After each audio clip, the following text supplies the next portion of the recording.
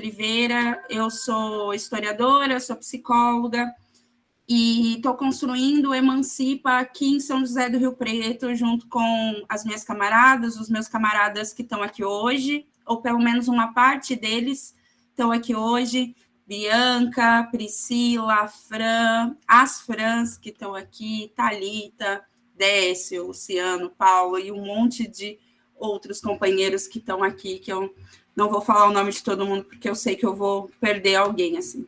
Estamos num grupo construindo o Emancipa em São José do Rio Preto com mais de 55 pessoas. Esse grupo é entre aqueles que vão somar de maneira mais indireta ou aqueles que vão construir aí, de fato, a organização de uma educação popular aqui em São José do Rio Preto. E o encontro de hoje nada mais é, né, do que um momento muito feliz da gente poder aí lançar a nossa aula, fazer a aula inaugural do Emancipa no dia que o nosso patrono da educação completaria 100 anos, né? Alguém tão necessário, foi e continua sendo cada vez mais necessário em momentos sombrios, em momentos de crise, né, como a que a gente vive hoje, de crise combinada, crise econômica, política, social, sanitária, e onde a nossa esperança, quando ela não se transforma em verbo, como dizia tanto o Freire, né, ela fica um pouco encolhida, fica um pouco escondida, e quanto momentos como esse, onde a gente ousa sonhar junto, né, onde a gente ousa sonhar, né, o Paulo Freire falava muito isso, que para eu me sentir vivo, eu tenho que sonhar, eu tenho que ter projeto, eu tenho que ter programa, e esse sonho, quando a gente sonha junto, é que, de fato, esse movimento acontece, esse movimento da esperança, esse movimento das lutas e esse movimento das conquistas.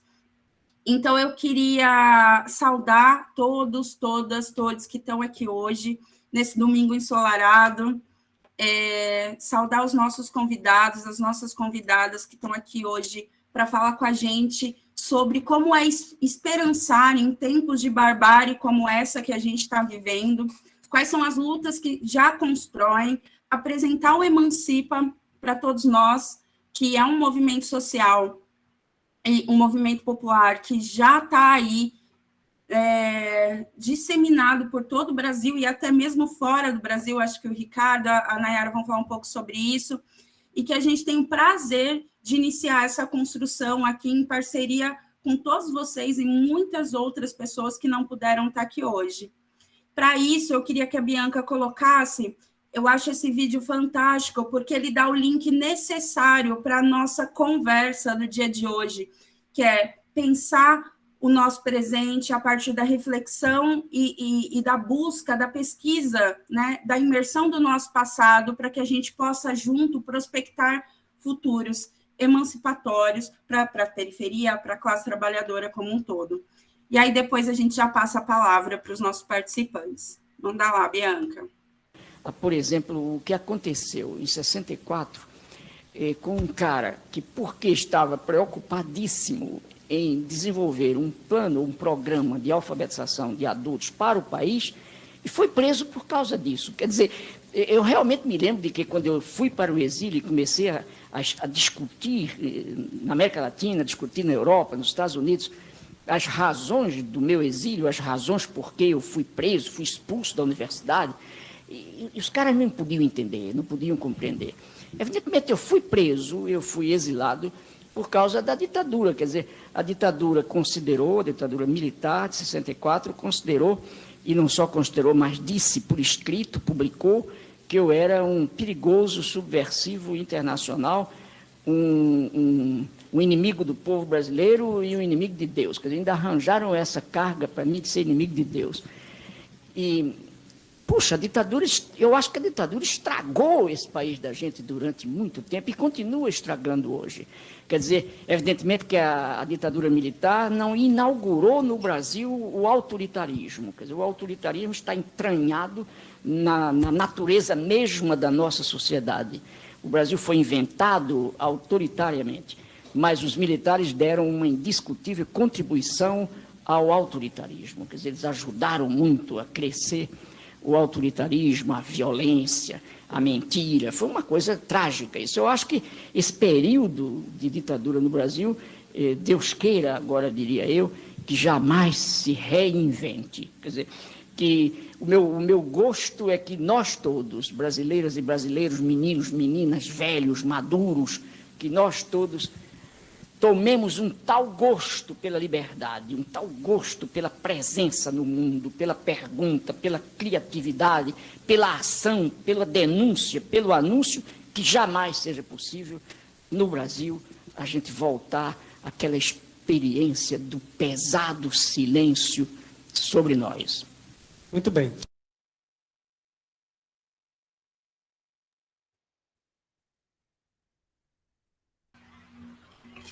Então, que a gente possa, a partir dessa fala, pensar quais são as lutas, quais são as trincheiras, quais são os enfrentamentos necessários para a educação popular daqui para frente, né?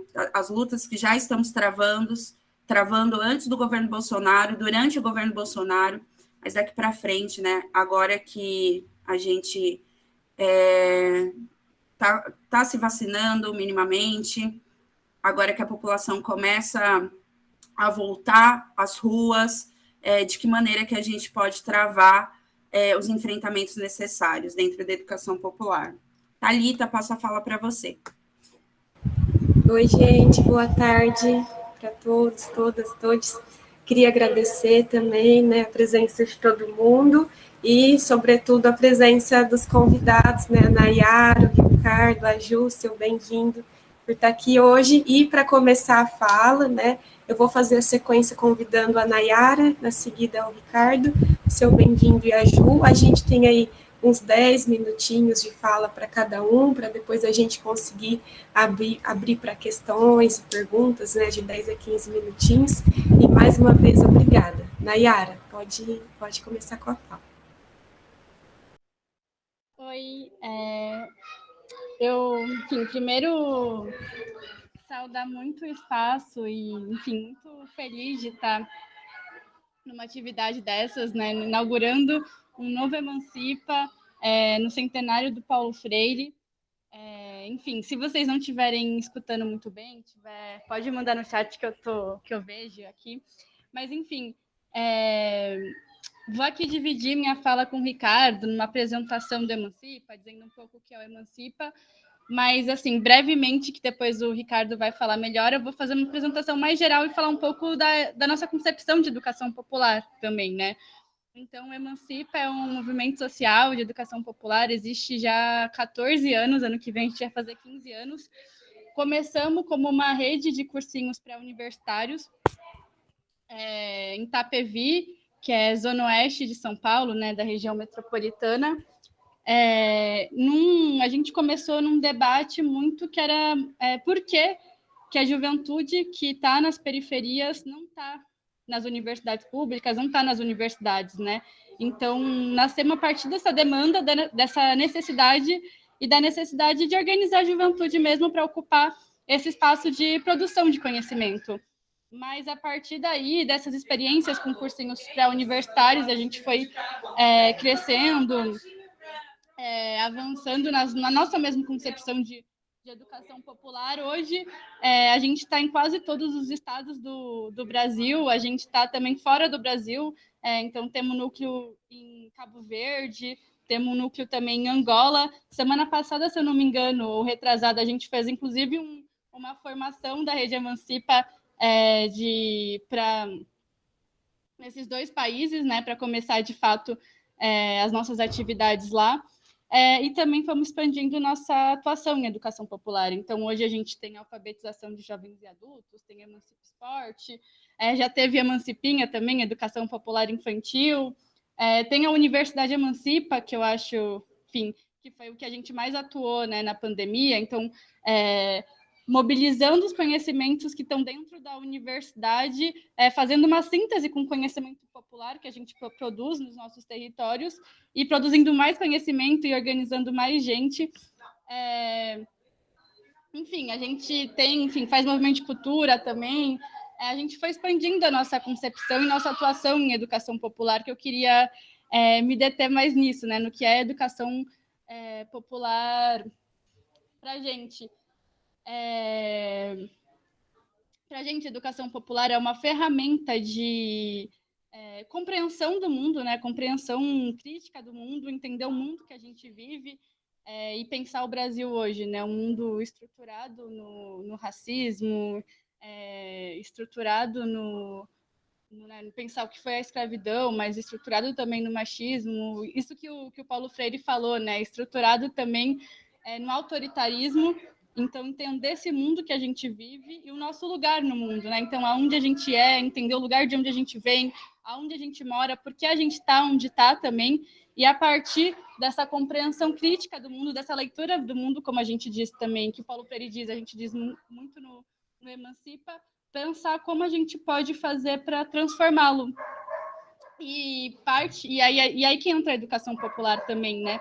Porque a gente entende muito no Emancipa, a gente parte muito do princípio que não tem como mudar a realidade do Brasil se não partir da auto-organização das periferias, se não partir da auto-organização também, da organização da negritude, das mulheres, de inverter a lógica de funcionamento também, enfim, das relações, como funcionam as coisas, né? Porque isso, como eu disse, as relações de poder são muito... E as relações sociais, enfim, tudo é muito... baseado nisso, a partir do racismo, do que é, enfim, entender o que é hoje, né, o neoliberalismo também, o individualismo, a competição, a gente cresce a partir dessas concepções, a partir dessa ideologia, a gente aprende isso na escola, né, a gente é formado assim. Então, não tem como a gente mudar o mundo, né, anunciar um mundo novo, se a gente não denuncia isso, mas também se nas nossas práticas a gente não inverte essa lógica. Então, as nossas relações têm que ser pautadas na solidariedade, tem que ser pautada e construída a partir do antirracismo, a partir, enfim, da importância da luta feminista, tem que ser pautada pela coletividade. Então, enfim, esses são um pouco os nossos princípios, da onde a gente parte. E centralmente com a ideia que a gente precisa organizar os nossos territórios, organizar as periferias, porque uma mudança na realidade, né, uma mudança no Brasil vai partir, vai começar e vai partir, só vai ser possível a partir desses territórios, né, e a partir da gente. Então, uma coisa que o Paulo Freire diz também, né, isso muito da autonomia, da emancipação, da confiança nas pessoas. E eu acho que para a gente é isso, né? Mobilizar o conhecimento que muitas vezes é negado. Para a gente não é negado à toa, né? É negado porque quanto menos a gente se apropriar do conhecimento, mais eles estão lá no poder. Na universidade é isso, né? E a gente faz muito esse debate nos cursinhos. Quem entra numa universidade pública hoje, quem vai fazer a pesquisa. E na pandemia a gente está vendo, né, muito a importância da pesquisa. Quem vai se formar, enfim, os engenheiros, que formam os médicos, os presidentes do Brasil. Então, a gente não está nesse espaço também marginalizar a gente da produção de conhecimento, da produção de poder. Então, o conhecimento entra para a gente nesse sentido, mas também no sentido da gente entender, de fato, esse mundo que a gente vive, se apropriar e, a partir disso, ter um compromisso com a transformação, né? E aí, no Emancipa, a gente... Sempre que a gente começa uma aula, enfim, faz uma aula inaugural para os nossos estudantes, sempre que a gente faz um curso de formação também, enfim, está em contato com novos ativistas do movimento, novos militantes, educadores do movimento, a gente coloca três tarefas, né, que todo mundo do Emancipa tem que fazer e tem a ver com o que a gente entende por educação popular. A primeira é essa que eu já falei um pouco, né, que é compreender o mundo que a gente vive e o nosso lugar no mundo e o nosso papel no mundo, né? Um lugar que a gente encontra e aonde a gente quer, o que a gente quer ser também nesse mundo. Uma segunda tarefa, que é fazer ter um plano individual, que, por exemplo, para os estudantes, a gente fala o seguinte: bom, a gente vive num mundo desigual, o vestibular é um filtro social, a gente fala muito da meritocracia, mas na verdade é um papo furado, né? Porque quem é estudante de periferia, que faz cursinho popular, e o Ricardo vai falar um pouco disso, né? Geralmente trabalha pra caramba, tem pouco tempo para estudar, isso faz parte de um projeto das elites, né? Enfim, para se manter no poder, mas a partir dessa leitura de mundo, como que eu posso, então, me organizar para, enfim, poder estudar, quais horários e tudo mais, que tipo de profissional eu quero ser, que tipo de pessoa eu quero ser no mundo, e a partir daí se organizar essa rotina, enfim, que é muito importante isso para a gente, né? Cuidar também do seu tempo, da sua saúde mental, mas a partir também desse plano individual, ele tem que estar casado e combinado com um projeto coletivo, com um projeto de transformação coletiva, porque, enfim, a gente só vai mudar de fato a estrutura da nossa sociedade, a estrutura do Brasil, se a gente atuar coletivamente. E é outra coisa que a gente diz muito no Emancipa, né? Porque é evidente, a gente fica muito feliz quando os nossos estudantes entram na universidade, ocupam esse espaço que é negado, a gente comemora e fica muito feliz. Mas a gente diz também que o Emancipa existe principalmente para quem não passa, ou para quem, às vezes, ficou para trás, nem sabe que a universidade é pública, por exemplo, nem sabe que pode entrar na universidade. Então, o Emancipa existe para isso. Esse é o nosso... Enfim, esse é um dos nossos planos coletivos, nossos projetos coletivos, né? Ser uma ferramenta de organização também a partir da educação popular da juventude que está nas periferias, agora das mulheres que são chefes de família, enfim, que moram nas periferias e que querem voltar a estudar, ser uma ferramenta não só de auxiliar no estudo, mas de organização, para os que passam, para os que não passam, para os que conseguem diploma, para aqueles que não conseguem, mas para que juntos a gente também construa um plano coletivo. Ele tem que ser coletivo mesmo, né? A gente tem que construir em conjunto. Então, e é esse o convite, né? Eu vim aqui, na verdade, para fazer um convite para todas e todos que estão aqui, quem ainda não é da Emancipa, quem está conhecendo agora, mas para vir construir esse projeto junto com a gente. E aí eu passo a palavra para o Ricardo também. Obrigada, Nayara. Pode seguir, Ricardo. Acho que, não sei se a Nayara se apresentou, mas a Nayara também é coordenadora da Rede Emancipa, e o Ricardo também é coordenador e ex-aluno da rede, mas pode fazer a sua apresentação e seguir a fala, Ricardo. Obrigada. Bom, primeiro, Thalita, obrigado aí pelo convite. A gente sempre fica muito feliz quando um novo núcleo da de Emancipa nasce, né? Ainda mais num momento tão difícil que a gente está vivendo, né? Eu vou costurar um pouco da minha fala com o que a Nayara falou, porque tem a ver, né? Voltar um pouquinho na questão da história do Emancipa, que tem a ver com a história de muitas e muitos dos nossos, né? Que geralmente a gente tem uma tradição na Rede Emancipa que as ex-alunas e alunos voltam e coordenam o movimento, né? Isso é algo bastante rico e tem muito a ver com a continuação do pensamento do Paulo Freire, né? Da gente construir as coisas sempre em conjunto, né? Ninguém educa ninguém, né? A gente se educa em comunhão. Acho que isso é algo do que o Emancipa é bastante, né?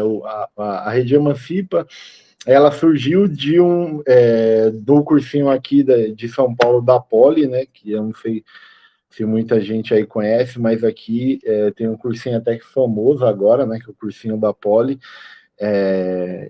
Tem a mesma origem do cursinho da Poli, que era um cursinho que era dentro da Politécnica, da Escola Politécnica da USP, e a partir de um certo período, um grupo de professores resolveu tirar da USP ir para fora dos muros, né? Hoje ele é um cursinho privado localizado na Lapa, aqui em São Paulo, e esse cursinho começou a cobrar mensalidade, né? E isso, para quem é da periferia, é uma barreira, né? Além da barreira de um cursinho estar geograficamente distante das nossas periferias, ele também era um cursinho que colocava uma barreira da mensalidade. E um grupo de alunos e professores revoltados com essa mudança, uma mudança qualitativa do cursinho da Poli, resolveram fazer uma série de manifestações, né? Então, um grupo de alunas e alunos começaram a catracar, ou seja,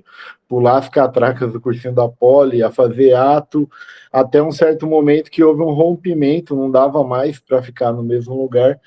Resolveram refundar, né, o cursinho da Poli, um grupo, né, parte desse grupo na USP, só que não resolvia para a maioria do nosso povo, né? A maioria não mora no centro, né? É pouquíssimo, até pela lógica da cidade, se moram nas periferias. E a partir disso, um grupo de alunos e professores começaram a debater e resolveram fundar um cursinho em Itapevi, né? Eu moro em Jandira, aqui na Grande São Paulo, zona oeste de São Paulo, e o cursinho aqui que foi o primeiro da rede em 2007, foi o cursinho Chico Mendes em Itapevi, e ele foi o cursinho que foi o fundador da rede, que inicialmente foi pensado primeiro como um site, aí não deu certo, aí depois se virou cursinho, né? Eu acho que a Rede Emancipa ser fundada numa periferia diz muito do que nós somos, né? Ela não foi fundada no local comum que todos os cursinhos daqui que são no centro. A gente foi fundado numa periferia, e isso tem muitos desdobramentos e é um marco importante para nós.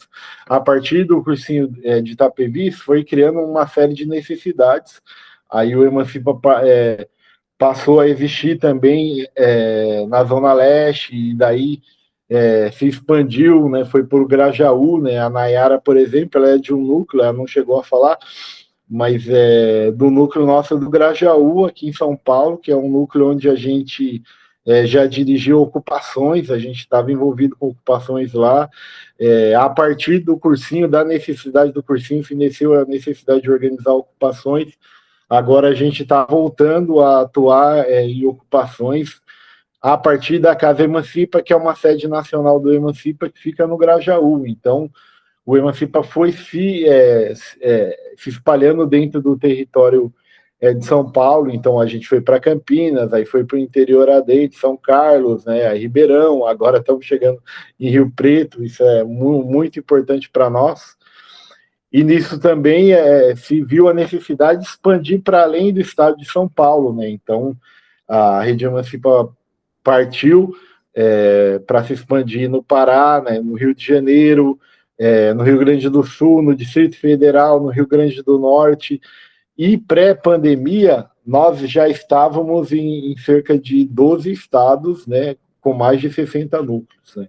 Para vocês terem uma noção, em 2019, a gente teve no Brasil mais de 20 mil inscritos nos nossos cursinhos, só nos cursinhos da Rede Emancipa. Então, é um movimento bem grande, que tem uma base social bem considerável. Só que aí, aliás, antes da pandemia, a gente também tem núcleos importantes, que é importante passar. A gente atua, por exemplo, na educação de pessoas privadas em liberdade, né? Ou seja, no DEGAV do Rio de Janeiro, que é o similar à Fundação Casa do Estado de São Paulo. Então, a gente tem atuação de educação dentro desse campo, que é bem importante para nós, e a gente foi diversificando, aí fundamos uma universidade popular, que é a Universidade Emancipa, que iniciamos com uma série de cursos livres, né, na época, mais ou menos em 2016, 2017, a gente fez uma série de cursos de direito à cidade, feminismo, educação, né? Então a gente já tinha um curso bastante forte com educação, com uma série de figuras importantes, inclusive a Lisete, né, nos ajudou com esse curso. Então a gente foi se expandindo.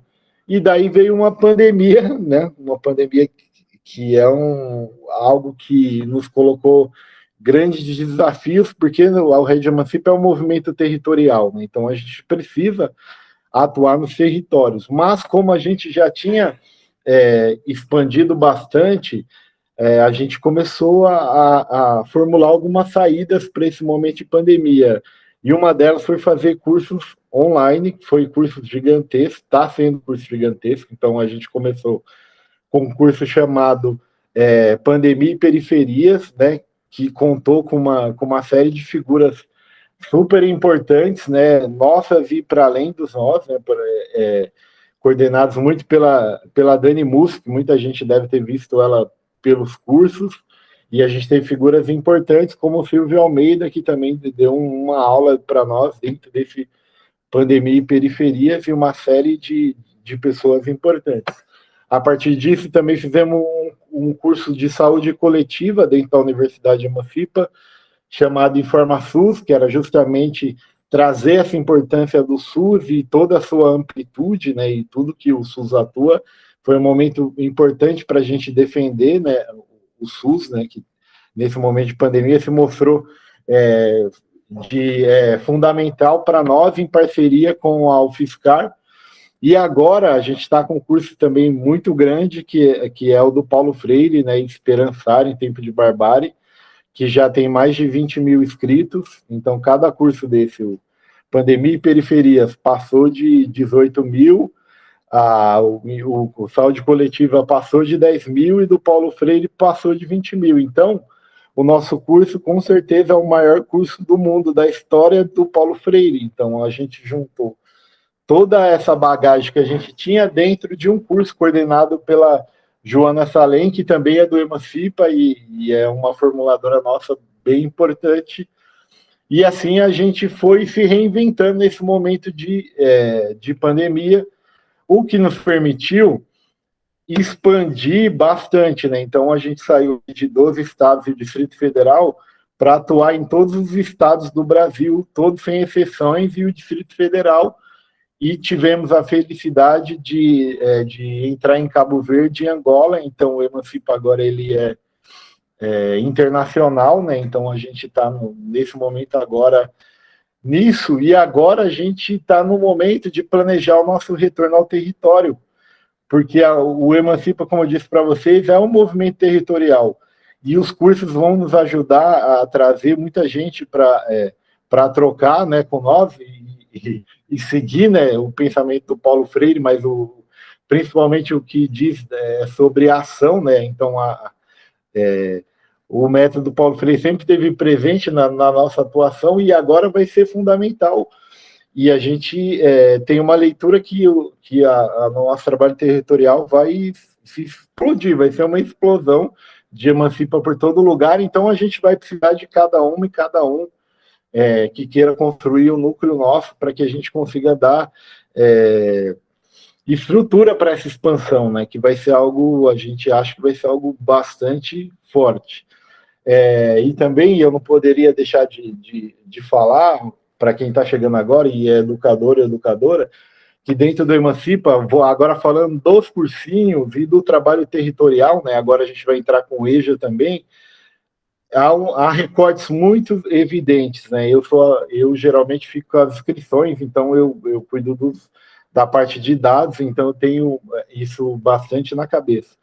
Os nossos cursinhos, 70% deles são do gênero feminino, né? Então isso eu acho que é algo que está evidente aqui. É um núcleo que está iniciando, que vai ser coordenado por mulheres. Então a gente é um movimento que dá muita importância para isso, da organização, da formulação, né? Nos coloca grandes responsabilidades, né? Então, se a gente for olhar os dados de 2019, de 20 mil, mais de 20 mil inscritos no Brasil inteiro, 70% era de mulheres, algo assim incrível. Nós também somos um movimento de negritude, né? Então, 60% do nosso movimento é de negritude, inclusive em São Paulo, a gente chega a ter lugares de 70%, 80%.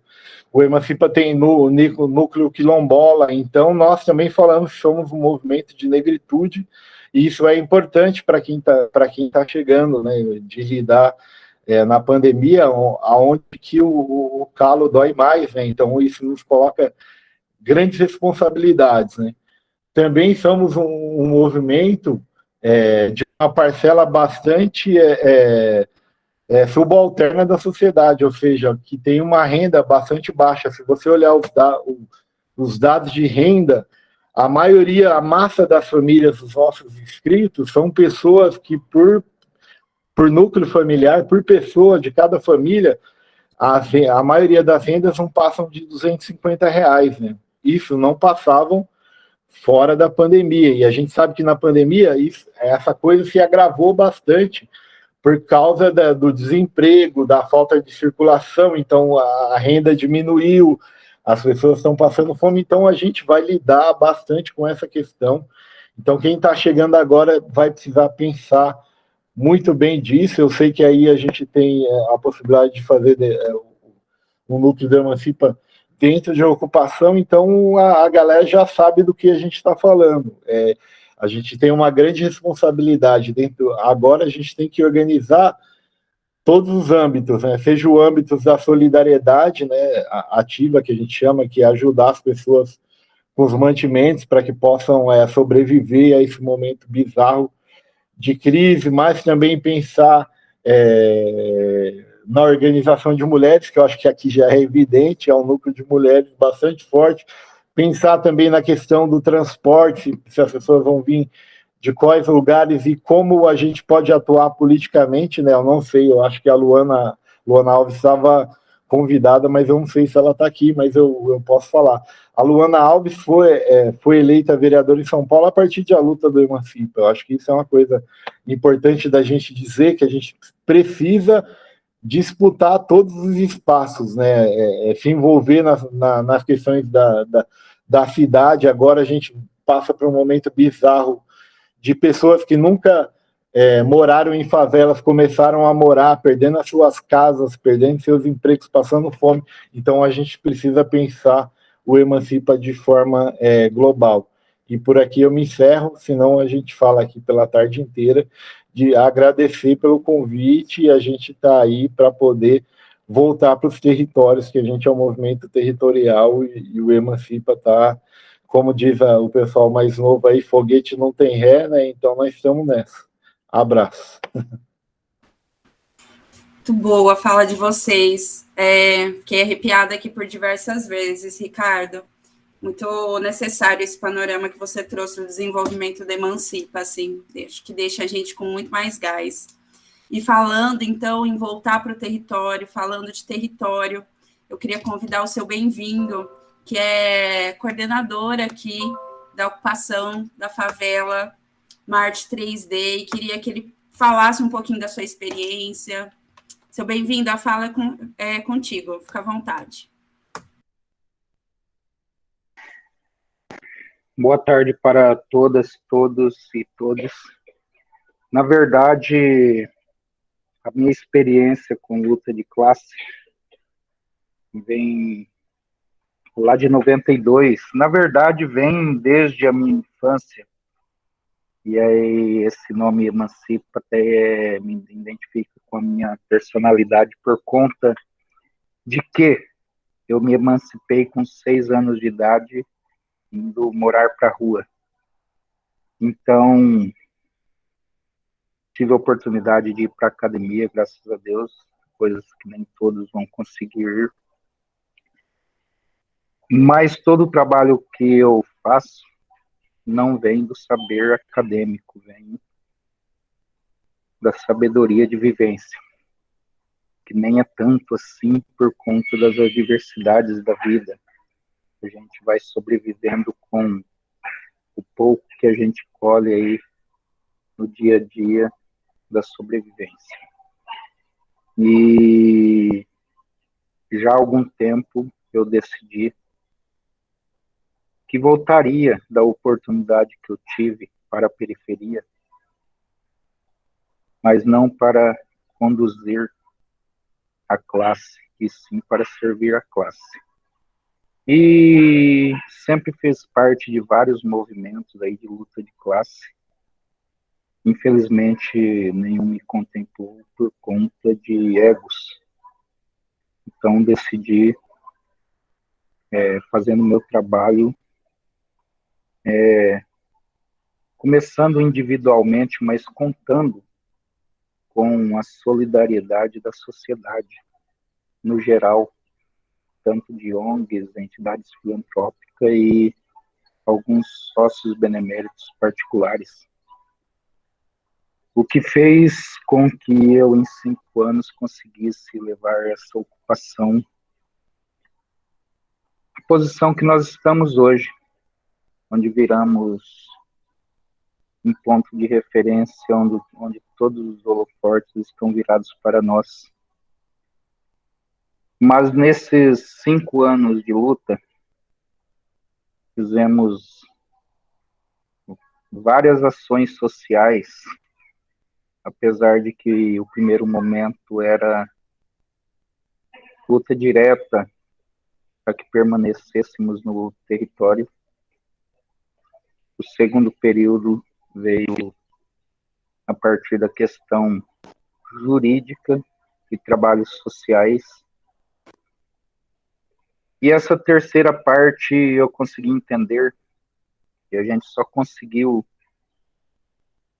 ser essa referência no momento que eu implantei a educação dentro da ocupação, no início da pandemia, com alguns professores e com o mínimo de condições possíveis, onde numa reportagem do Diário da Região, polarizou aí no mundo inteiro, chegou até fora do país.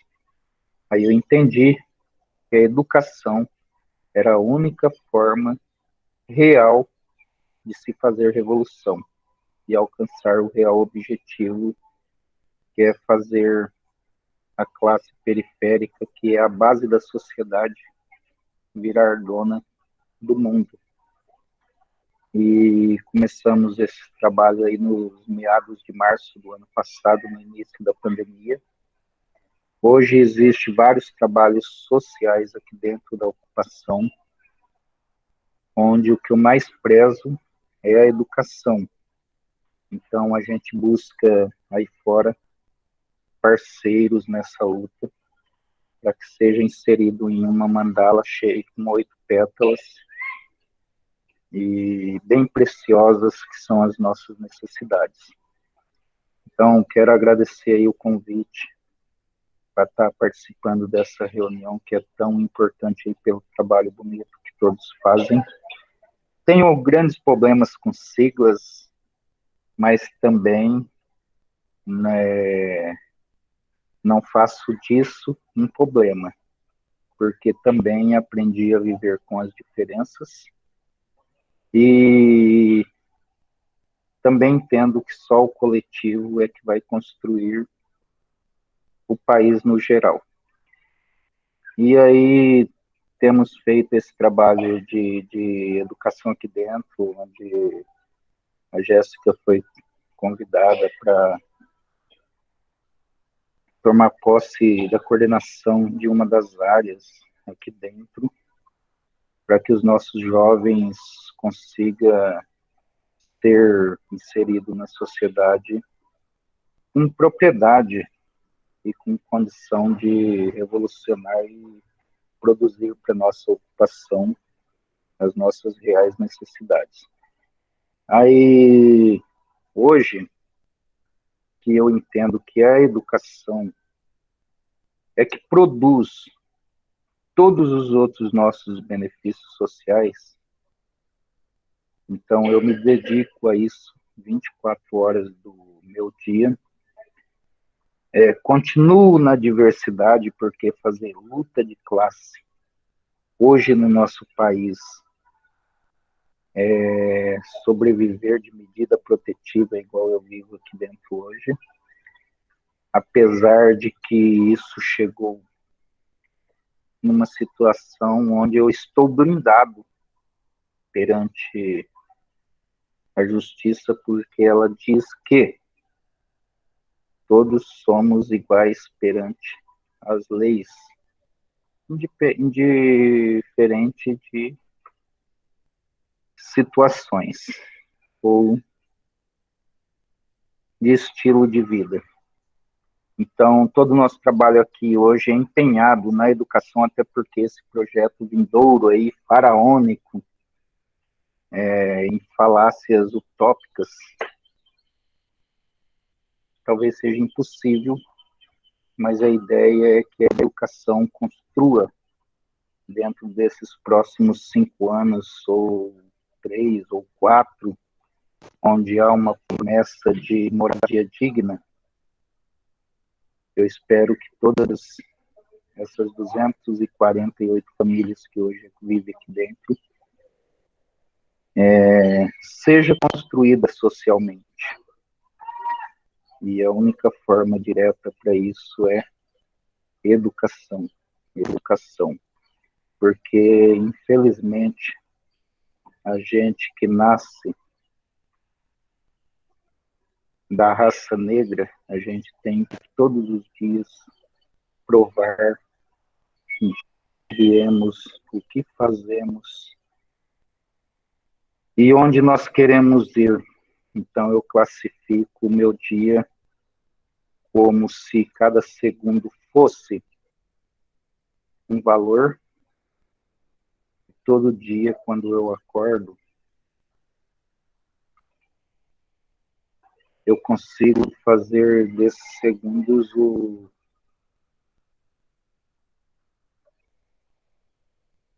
a minha possibilidade de comprar ou adquirir as minhas necessidades. Então, o ontem já foi, não tem como reformular. O hoje é o que eu estou construindo para o amanhã. E o meu amanhã é educação e cultura e educação de consciência, que não tem esse ensino em escola nenhuma. Você pode ir na melhor faculdade do mundo e você não vai encontrar aulas de educação de consciência.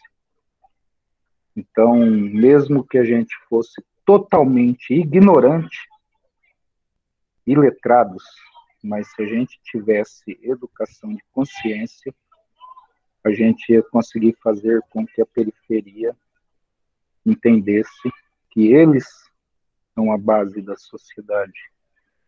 É nós que construímos tudo. É nós que plantamos, nós que colhemos, é nós que abrimos as portas, é nós que tiramos o lixo, é nós que construímos os hospitais, as casas. E você pode letrar o mundo inteiro, mas enquanto não houver em nenhuma faculdade aulas de educação de consciência, essa grande massa, esses 80% de construtores que existem no país, não vão conseguir encontrar a sua paz de espírito e seus benefícios, sua felicidade. Porque existe uma meia dúzia de abutres que se empoderou de cargos de reis e rainhas e não tem uma política pública nem para pobre e nem para rico. A única coisa pública que interessa para eles é a matéria-prima que eles sucateiam para os europeus e o dinheiro público que eles dividem entre eles. Então, eu acho muito bonito o trabalho do Emancipa.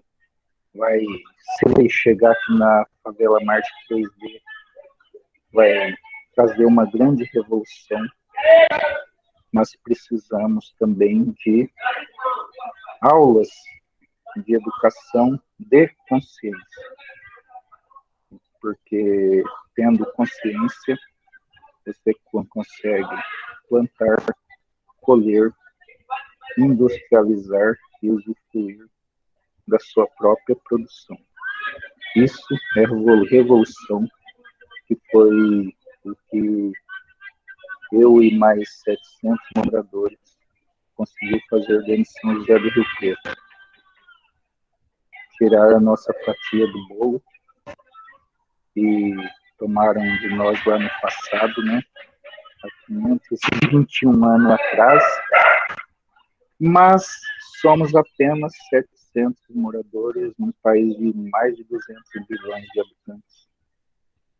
Então, gostaria que todos esses movimentos de luta de classe trouxessem para esse povo educação de consciência, para que eles conseguissem entender de onde eles vieram, o que eles fizeram, o que eles estão fazendo, e conseguissem fazer eles entender onde eles têm que chegar. Porque isso aqui não foi descoberto. Isso aqui foi invadido por um sujeito saído lá de Portugal e ainda usou o cristianismo para convencer esse povo de muita fé que nós somos. Um padre chamado José não sei das quantas, tá? É só isso, não tenho muito para falar, até porque não sei falar direito, mas eu acho que nós precisamos de educação de consciência, pessoal.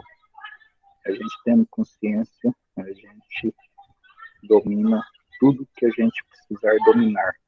E principalmente num lugar como esse nosso, que é, nós somos realmente de luta direta. Fazemos muito pouco, até por falta de conhecimento em redes sociais, mas se nós precisamos, nós vamos à rua, nós vamos à prefeitura, nós vamos onde tiver que ir, mas que a gente vai retirar para nós tudo que é nosso por direito, a gente vai. Mesmo que a gente tenha que viver como estou vivendo, de medida protetiva.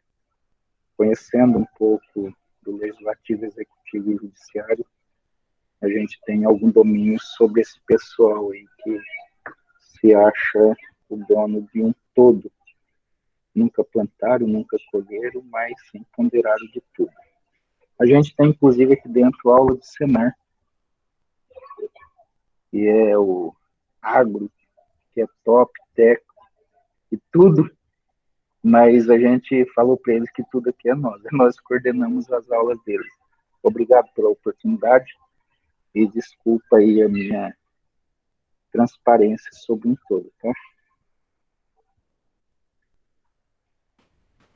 Obrigada a você, seu bem-vindo. Juliana Costa, a fala é tua agora. Boa tarde a todos, a todes. Eu talvez esteja num momento meio ruim, mas eu queria iniciar minha fala com um vídeo também, então vou compartilhar aqui a tela com vocês. Deixa eu ver se eu consigo, que eu não sou uma pessoa muito tecnológica. Vamos ver. Compartilhar. Me ajude. Pronto. Apareceu aí para vocês? Sim, tá. Ju. Isso, tá com som?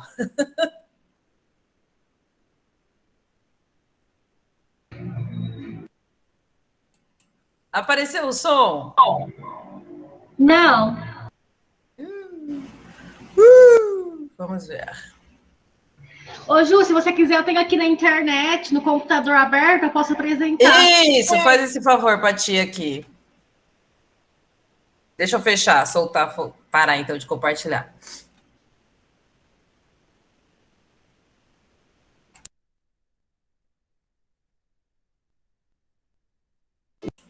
Os seres, eu acho que é melhor dizer, virando, nós, mulheres e homens, somos seres. Eu acho que é melhor dizer, viramos seres na história que não prescindem do amanhã. Quer dizer, nós somos seres em busca sempre de um amanhã que, por sua vez, não está ali à espera da gente, mas que é o resultado do que a gente faça pela transformação do presente que a gente vive com a iluminação do ontem que a gente viveu.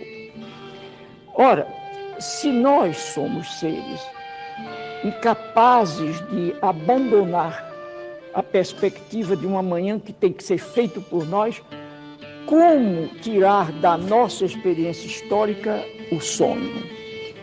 Olha, eu te digo, não é possível viver sem sonho enquanto projeto.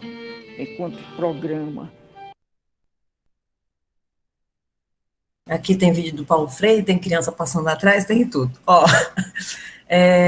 eu trouxe esse vídeo porque sexta-feira eu estive na favela conversando com adolescentes, pré-adolescentes do 6º ou 9º ano, e compartilhei até essa angústia com uma amiga, né, que eu saí de lá angustiada por perceber que eu não falo a fala deles. Ainda que eu esteja lá há aproximadamente 3 anos, né, seu bem-vindo, meu primeiro contato com a favela foi numa marcha que ia acontecer, a Marcha da Periferia, e depois uma galinhada, e eu fui ficando, veio a pandemia, 2 professoras começaram a dar reforço escolar dentro da favela, no barracão que eles tinham construído, tudo ali construído por eles. E eu cheguei, conversei com o seu bem-vindo, ali é um espaço para mim de troca, no sentido de que eu aprendo com eles, né? Então, e aí eu lembro que um dia eu conversei com o seu bem-vindo, falei, seu bem-vindo, mas vamos construir de alvenaria essa escola, né? Vamos fazer um projeto, vamos construir de alvenaria. E aí o seu bem-vindo falou para mim, entre tantas as coisas que ele me ensinou, ele falou assim para mim, aqui é tudo passageiro. Eu não sei se a gente pode construir uma escola agora, porque pode ser que amanhã eles derrubem. E eu entendi que havia um tempo das coisas que eu ainda não tinha entendido o que era. E depois de um tempo, seu bem-vindo falou para mim, passado um tempo, falou para mim, agora dá. E aí eu descobri que o tempo das coisas não era o meu tempo. E aí nós começamos a fazer vaquinha, e fizemos um projeto arquitetônico dessa escola, que hoje acontece as aulas de educação infantil, de ensino fundamental, e agora a inserção do Emancipa, e as coisas foram fluindo, não porque as pessoas querem realmente ajudar, e isso eu tenho concluído, porque todo mundo que é rico pisa na favela, se sente ameaçado porque quando chega na favela acha que de alguma forma a vida dele está em risco, como se na favela morassem bandidos que estivessem afoitos para agir contra a vida deles. Eles olham tudo aquilo e vão embora. E a minha vida tem sido no sentido de ir para lá e todo dia não me conformar de que as pessoas podem voltar para casa tranquilas, de que realmente elas podem não dividir o que é delas, enquanto outros não têm uma casa digna, enquanto outros não têm acesso à educação, enquanto outros não têm acesso, enquanto outros não têm acesso a saneamento básico. Então, a minha primeira pergunta foi para esses adolescentes de 6º ao 9º ano, qual era o sonho deles? Como diz esse vídeo do Paulo Freire. E aí, eu me senti naquele papo de coach. Vamos sonhar e vamos chegar. Quando eu cheguei em casa e sentei, eu pensei, do que eu estou falando? Ainda que eles sonhem, ainda que a gente tente, de algum modo, inserir eles, né, e dar acesso à educação, o mundo vai continuar negando esse espaço dentro da universidade, dentro de uma educação de qualidade. E aí eu voltei para casa pensando o que eu tinha que falar para eles. Que talvez eu tinha que falar que, sim, vocês precisam estudar. Na verdade, vocês são obrigados a estudar e pronto. Porque se vocês não estudarem, a situação vai ser pior. Ou talvez que eu tivesse que falar que eles precisam estudar porque desse estudo nasce uma pequena esperança. Até agora eu não sei a resposta. Essa reunião foi na sexta. Eu não sei muito bem o que eu vou falar para eles e como que eu posso convencer de que aquele espaço que a gente está construindo é um espaço legal, um espaço de acolhimento. Simultaneamente, eu dou aula agora, assumi uma turma do EJA, e a minha última aula, nós conversávamos sobre pontuação, e aí eu falei para eles, olha, se vocês não entenderem, eu explico, 1, 2, 3, se vocês não estão entendendo é porque eu não estou sabendo explicar, não porque vocês não são capazes de aprender. Qualquer ser humano é capaz de aprender qualquer coisa. E nessa hora eu vi que todos estavam me olhando, como se em algum momento ninguém tivesse dito isso para eles, que qualquer ser humano é capaz de aprender qualquer coisa. E aí eles começaram a compartilhar algumas vivências deles dentro da escola, de quantas vezes que os educadores falaram para eles que eles não eram capazes, que não era possível, que aquilo não era para eles, que eles já tinham explicado, então que se eles tivessem entendido, ótimo, se eles não tivessem entendido, ótimo também. E aí eu percebi que existe uma conexão entre o educador e o educando quando ele se importa, quando ele tem a presença, quando ele não vai, ele justifica a ausência, e é um motivo justo pelaquela falta, e não qualquer motivo. Quando eles percebem que houve um planejamento de todas essas atividades que precisavam ser passadas. Então, eu vejo que os educandos precisam ouvir dos educadores que existe essa troca, né? Que existe essa possibilidade. E aí eu peguei hoje também o livro da Bell Hooks, Ensinando a Transgredir, que ela fala um pouco desse contato que ela teve do Paulo Freire, e nessas linhas eu encontro a definição do meu sonho, que é essa pedagogia que seja uma pedagogia revolucionária, né? Uma pedagogia que ela seja anticolonial, no sentido de falar com jovens. Eu lembro que do 6º ao 9º ano tinham 2 meninas negras, elas não me olharam. E isso me tocou de tal forma, porque apesar de nós termos um traço em comum, que é essa herança, elas não me reconheciam. Então aquilo, de certa forma, me trouxe tristeza, e depois eu fui conversar com elas e falei, eu me vejo em vocês, e eu preciso que vocês me vejam em mim para a gente conversar. Mas eu não acho que tenha sido suficiente. E a gente precisa entender que existe uma diferença, né, entre essa educação que é uma prática de liberdade e uma educação que ela só é utilizada para reforçar essa dominação, né? Eu espero nas minhas ações educativas que eles entendam que aquilo ali é o começo, não o fim. E que não necessariamente a gente vai alcançar tudo que a gente sonha. Eu estou tentando também me conformar que não é possível alcançar tudo que a gente sonha, porque há pessoas que financiam a pobreza. Há pessoas que financiam aquele lugar para que a mão de obra seja explorada. Então, se não existir uma mão de obra ser explorada, né, como que vai acontecer? Penso da gente criar uma sala de aula, e tudo isso estou falando de alguns pedacinhos que estão logo na introdução desse livro do Ensinando a Transgredir, tá? Nessa sala de aula, que ela tem que ser um lugar de entusiasmo. Então eu conversei com os adolescentes de 6º ou 9º ano e falava para eles, o que vocês querem aprender? O que vai fazer com que vocês se despertem para aprender coisas novas, né? E que talvez essas coisas novas a gente só consiga aprender nessa troca, dentro da sala de aula. Vocês me trazem o que é importante para vocês, e eu, de alguma forma, tento somar o que é importante a vocês com o que eu sei, um pouco do que eu sei do mundo, né? Tem um trecho bem certinho que diz assim, para começar, o professor ele precisa valorizar de verdade a presença de cada um.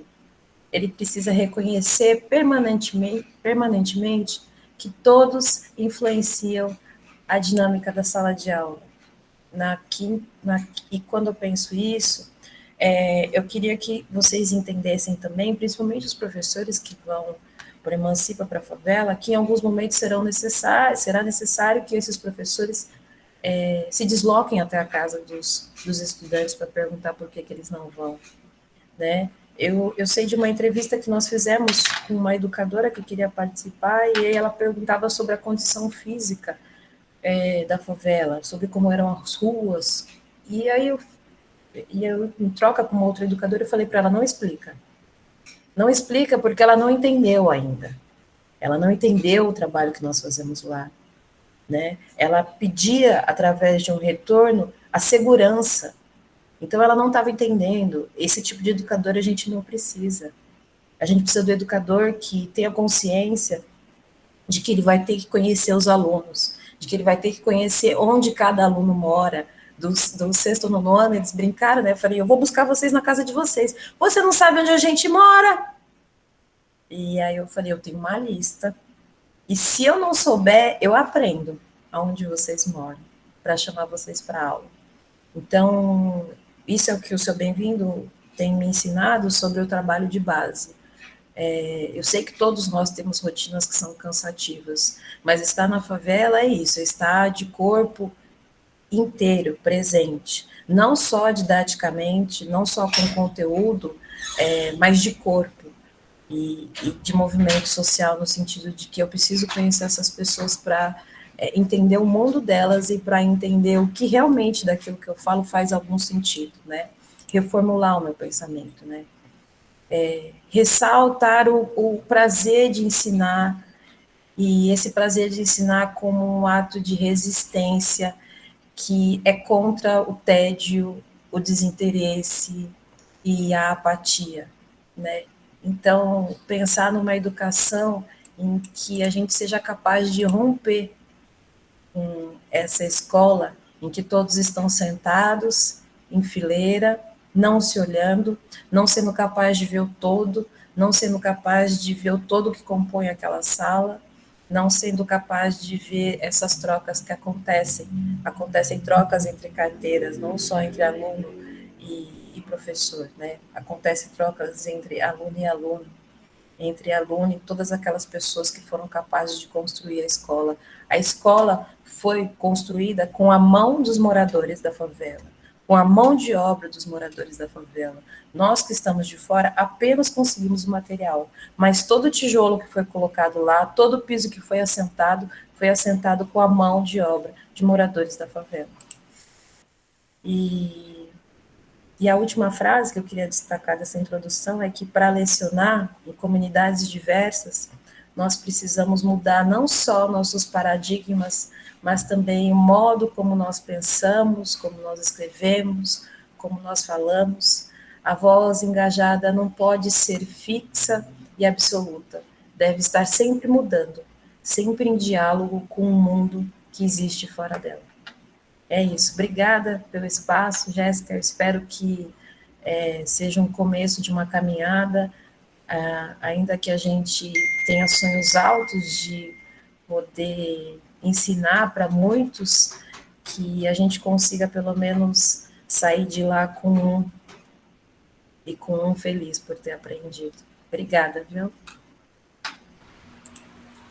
Obrigada a você, Ju, obrigada, seu Bem-vindo, que prazer, assim, ouvir vocês falarem, ficaria aqui por muito e muito mais tempo aprendendo com vocês, com a experiência de vocês. Eu espero que os educadores populares que se somam ao Emancipa, né, a partir desse momento, ou que já se somaram, né, a partir do mês passado, desde que a gente começou a se organizar, também sintam esse mesmo prazer estando na favela, que a gente esteja num estado constante de disponibilidade para aprender com os adolescentes, com os adultos, que a gente vai entrar em contato a partir da semana que vem, com os projetos que a gente vai construir em conjunto, sempre ouvindo a demanda da favela, e que a gente possa, daqui a um ano, sei lá, né, fazer um evento aí de um ano do Emancipa e poder ter muita troca, muita conquista, trocar as dificuldades das batalhas também, mas principalmente trocar os aprendizados desse processo todo. É um prazer estar com vocês. E antes de eu abrir para as perguntas, né, para a gente abrir para as perguntas, algo que eu não falei lá no início, mas eu acho que faz mais sentido falar agora, é como a gente está se estruturando aqui. Né, o Emancipa está no comecinho aqui em São José do Rio Preto, a gente tem praticamente se reunido todo fim de semana, né, nas últimas semanas, e justamente para construir aí, né, o nosso projeto na favela inicial, de que maneira a gente chega inicialmente para ouvir a demanda dos adolescentes, mas também para construir as nossas outras frentes. E aí, dizendo que frentes são essas, para quem está chegando aqui agora e está com vontade de somar, a gente se dividiu aí em algumas frentes, né, que é a frente da saúde mental, a frente da educação, a frente da educação socioambiental, né, que está na educação, mas tem uma galera da socioambiental pensando vários projetos bacanas, assim, para atuar, não só caso seja uma demanda da favela, mas na cidade como um todo, e a frente da cultura, né? Então, temos uma galera muito bacana, engajada, que está começando a pensar projetos, mas que principalmente está nesse estado de disponibilidade para construir os projetos que seja, nas comunidades que seja, que precisarem e que tiverem abertas para que a gente construa juntos, né? Então, quem tiver afim, coloquei meu telefone aí, pode acessar o Emancipa, o Instagram também, que é @Emancipa Rio Preto, pode falar com a gente lá no inbox que a gente responde, e estamos abertos, né, para construir muito mais frentes, ou construir vários outros projetos dentro dessas frentes que já estão se estruturando. E aí, queria passar, não sei quem que vai conduzir, Bianca, perguntas, questionamentos, colocações. Quem quiser se inscrever, coloca o nome no chat.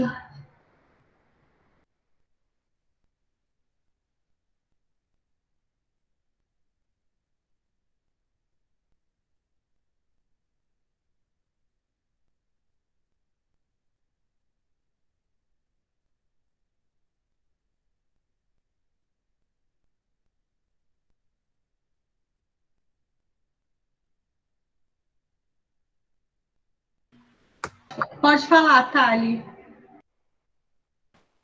Oi de novo, gente. Queria, né, primeiro falar da fala da Ju, do seu bem-vindo. Sempre que tenho oportunidade, né, ouço a fala da Ju e sempre me emociono muito. E aí, colocar uma questão, né, para a Nayara e para o Ricardo também, que já vem com uma atuação aí de longa data, que é um pouco dessa coisa que a Ju trouxe, né, que eu não sei se a gente pode chamar de evasão esse processo, né, que então tem, né, uma participação no começo do cursinho, né, uma participação um pouco mais massiva, e aí depois acaba que vão tendo algumas desistências e que a gente entende que não é simples desistência, né, de é só apenas a falta de desinteresse, né, mas que tem condições materiais concretas, mas também pode ter, né, um pouco de, eu não quero, né, isso para mim não faz sentido, porque a gente teve até uma formação com a Letícia, do Degasse, em uma das formações passadas, que falava isso, né, que a gente não pode ter um protótipo de favelado, né, um protótipo de pessoa que, porque é da favela, tem que se interessar por tudo isso que a gente entende que tem a ver com algum tipo de ascensão social, né, não, as pessoas também vão ter as suas subjetividades, os seus interesses e desinteresses, né, mas queria que vocês comentassem um pouquinho sobre isso, como que fica, né, como que tem aparecido essa coisa eu vou chamar de evasão, né, no cursinho, e como que tem sido lidar com isso, ou fazer o cursinho ser mais interessante. Obrigada. Mais alguém?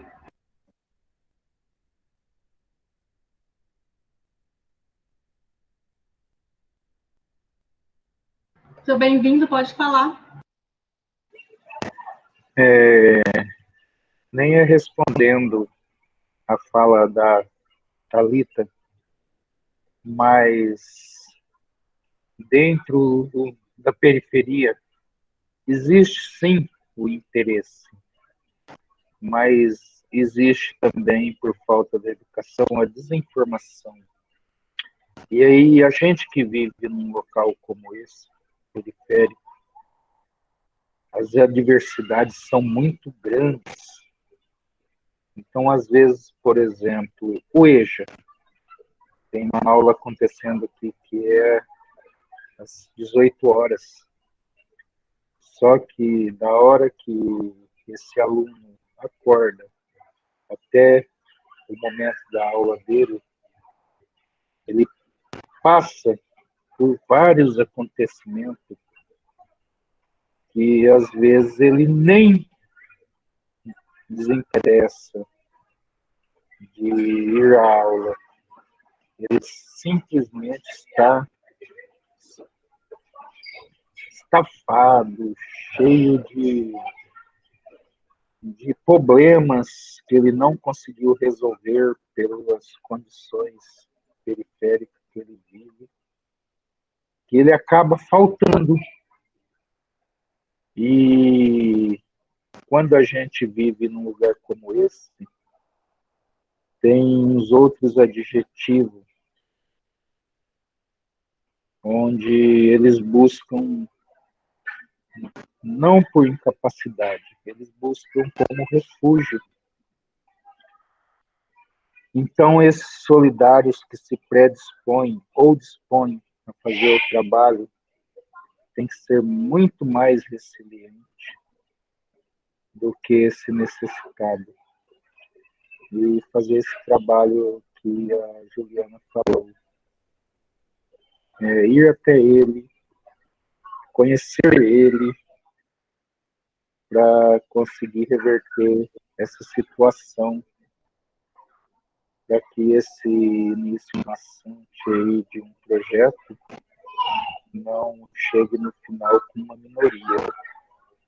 Então, é muito mais difícil para um solidário construir o projeto do que para o necessitado participar dele. Só que ele vem sendo massacrado por um tudo da vida no seu cotidiano, onde a desinteligência dele faz com que ele pare ou desista mesmo no meio do caminho. Era isso que eu tinha para falar. Então, eu acho que o empenho do solidário vai ser gratificante para aquela pessoa que está ali necessitando. Mas eu acho que é muito mais gratificante para o solidário do que para o necessitado, quando ele descobre que ele conseguiu produzir algo que não é só para ele, e sim para o seu próximo. É isso.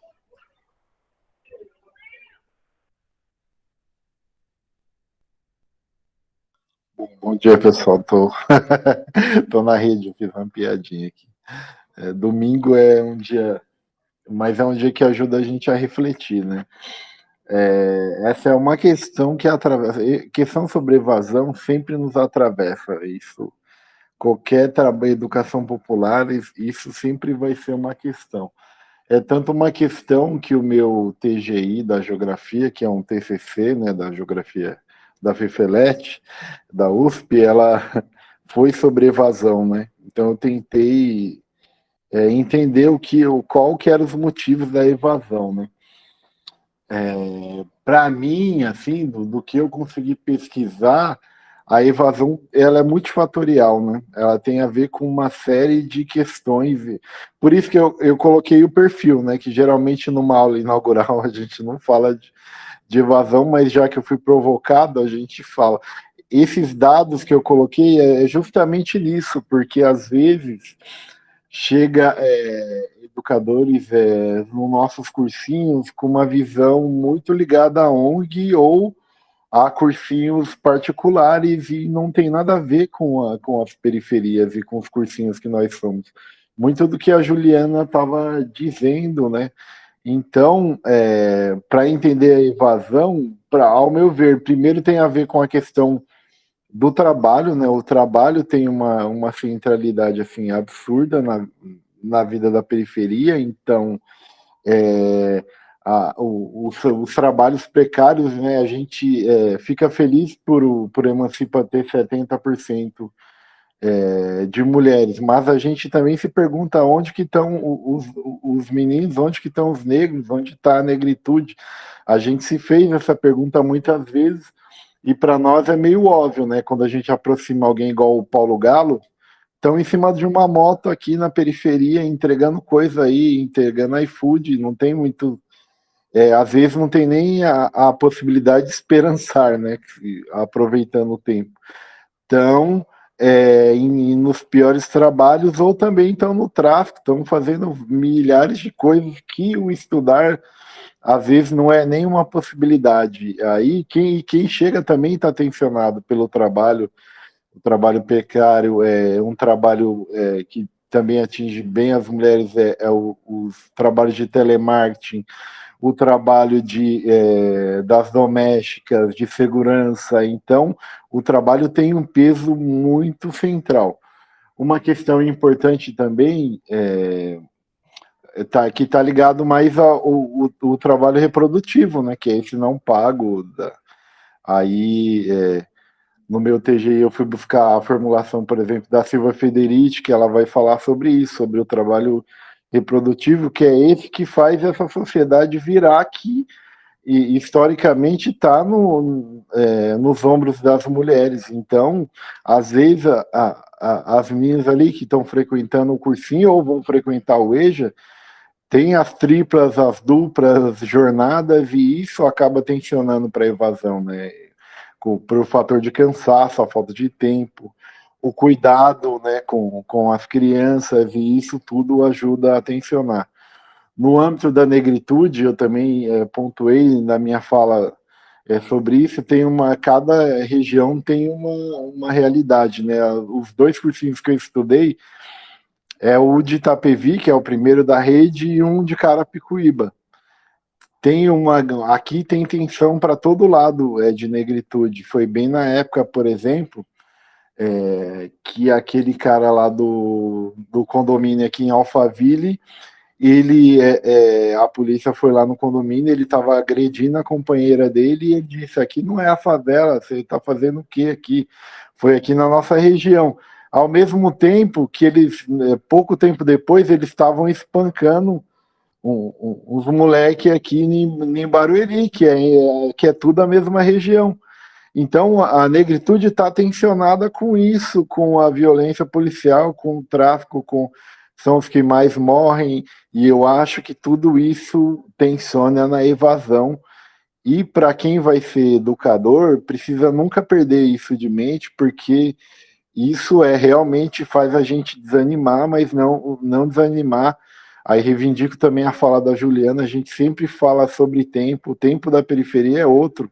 O que a gente está fazendo um trabalho aqui agora, pode ser que tenha efeito na vida daquela pessoa muito mais para frente, e eu acho que a gente tem que entender isso. Tem um texto também importante de pesquisadoras nossas, que é o Porquê Não Passam, que é da Maíra Travales e da Marcela Rufato, que estudaram os nossos cursinhos, e elas falam muito disso. A gente trabalha muito mais com aquelas pessoas que não entram na universidade do que com as que entram, porque essas são a maioria. Então, às vezes, os nossos trabalhos vai ser importante para a pessoa sair de uma condição de violência, porque às vezes a violência só vai poder ser falada com uma relação de confiança com uma professora do cursinho, ou algo que vai para muito além do vestibular, que inclusive a gente luta para acabar com ele, e esses processos são de exclusão, né? Então, depois eu posso mandar o meu TGI para quem quiser ler, e ele fala basicamente a fala que eu fiz com alguns elementos de 2 cursinhos nossos, que obviamente é a realidade aqui da Grande São Paulo, mas tende a ter coisas similares em muitos lugares, né?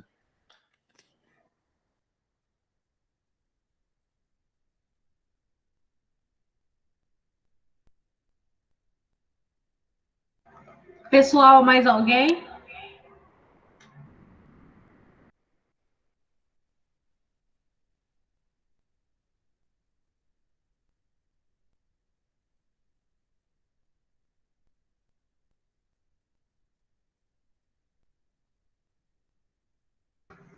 Se não tiver mais nenhuma fala, eu peço para a Thali ler o poema dela e fazer o encerramento junto.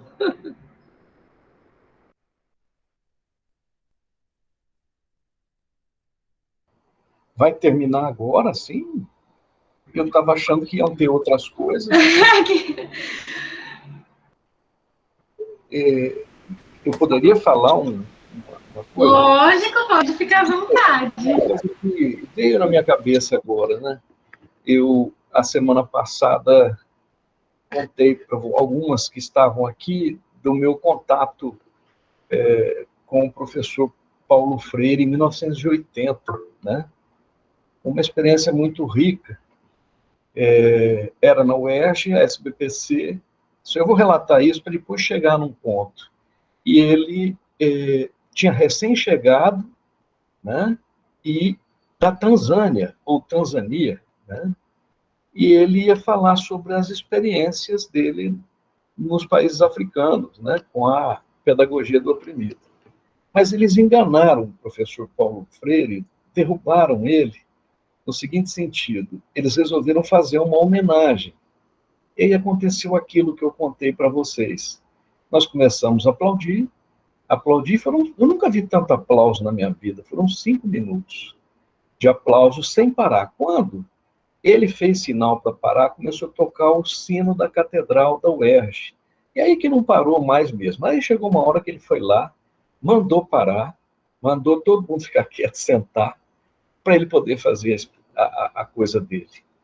Mas isso aí era só para melhorar a historinha da semana passada. Eu fiquei pensando, eu achei que era gostoso isso aí, né? Uma coisa muito bonita. Depois, em São Paulo, eu pude conhecê-lo na Secretaria de Educação, né?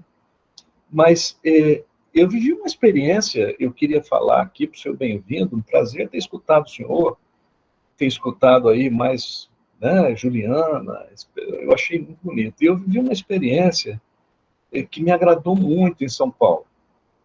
Sempre as universidades nos mandavam ou acabavam levando a gente para fazer algumas experiências em periferia ou algumas instituições. Numa delas, inclusive essa eu estou trazendo para nós da saúde mental. É meio bobinha, mas eu não queria perder, eu queria colocar. E eu fui, né, com um grupo, aplicar testes psicológicos em crianças da favela. Não era favela, desculpa.